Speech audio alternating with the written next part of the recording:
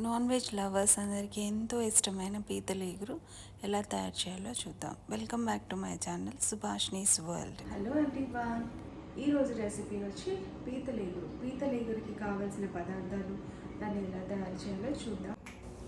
ఈ రెసిపీ కోసం నేను శుభ్రంగా కడిగిన 1/2 kg పీతల్ని తీసుకున్నాను. ఈ పీతల్ని ఇలా సగానికి సపరేట్గా ఇరుచుకోవాలి.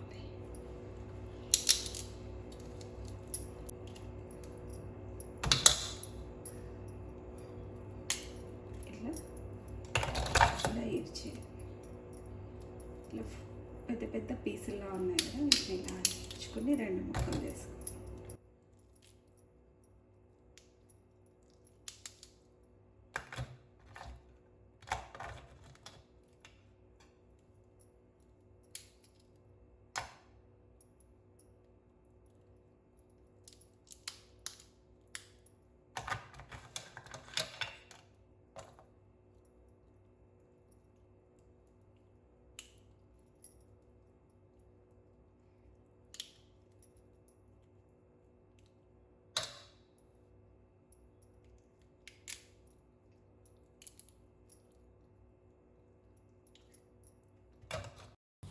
ఇలా ముక్కలుగా చేసుకున్న పీతల్లో ఉప్పు, పసుపు, నిమ్మరసం వేసుకుని 2-3 సార్లు శుభ్రంగా కడిగి పక్కన పెట్టుకోవాలి.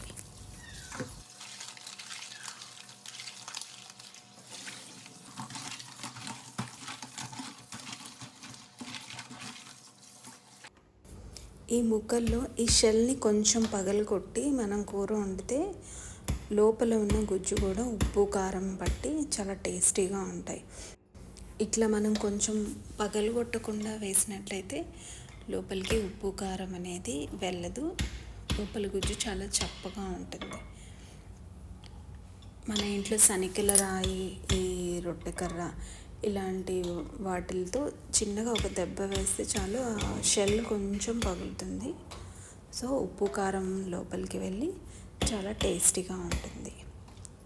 మీరు ఎప్పుడు ట్రై చేయకపోతే ఇలా ట్రై చేసి చూడండి. ఈ ముక్కలు కూడా చాలా టేస్టీగా ఉంటాయి. ఈ రెసిపీకి కావాల్సిన పదార్థాలు: శుభ్రంగా కడిగిన పీతలు, సన్నగా తరిగిన 3 ఆనియన్స్, 10 పచ్చిమిరపకాయలు, సన్నగా తరిగిన కొత్తిమీర, ఇలా అల్లం, తగినన్ని వెల్లుల్లిపాయలు, 12 లవంగాలు, 1 స్పూన్ ధనియాలు, తగినంత దాల్చిన చెక్క, 5-6 యాలకులు. వీటన్నిటిని మెత్తగా పేస్ట్ చేసుకుని మసాలా రెడీ చేసుకోవాలి. ఒక పెద్ద టమాటో, మీడియం సైజ్ అయితే 2 టమాటోలు తీసుకోవాలి. స్టవ్ వెలిగించుకొని ఒక గిన్నె పెట్టి గిన్నె వేడెక్కాక తగినంత ఆయిల్, ఒక 4 టేబుల్ స్పూన్లు ఆయిల్ వేడి చేసుకోవాలి. ఆయిల్ బాగా వేడయ్యాక ఉల్లిపాయలు, మిరపకాయలు వేసుకొని వేయించుకోవాలి.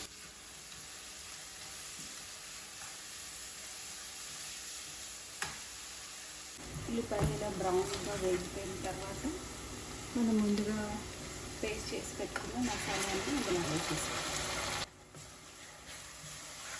ఈ మసాలా బాగా వేయించుకోవాలి. ఆయిల్ బయటకు వచ్చేంత వరకు సన్న మంట మీద చక్కగా వేయించుకోవాలి.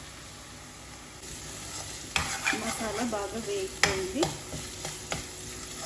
ఇప్పుడు కడిగి పెట్టుకున్న పీతల్ని యాడ్ చేసుకోండి.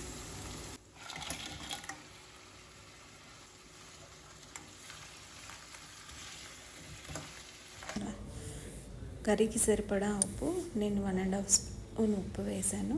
తగినంత పసుపు వేసుకొని బాగా కలుపుకొని మూత పెట్టుకొని ఉడికించుకోవాలి.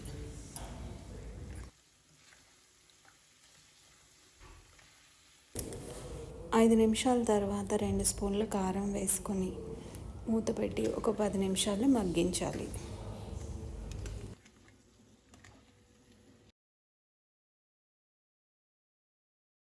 ముందుగా కట్ చేసిన టమాటోలు వేసుకొని బాగా కలుపుకోవాలి. ఈ టమాటో ముక్కలు బాగా మగ్గే వరకు మూత పెట్టుకొని ఉంచుకోవాలి.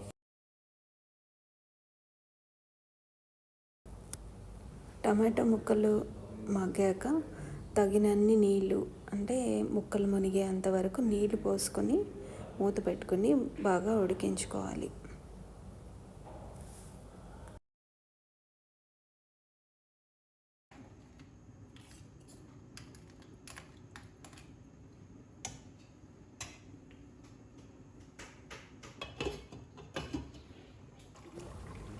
పది నిమిషాల తర్వాత కూర ఎలా ఉడుకుతుందో ఒకసారి చెక్ చేసుకొని కూర దగ్గర పడేంత వరకు మూత పెట్టుకొని ఉడికించుకోవాలి.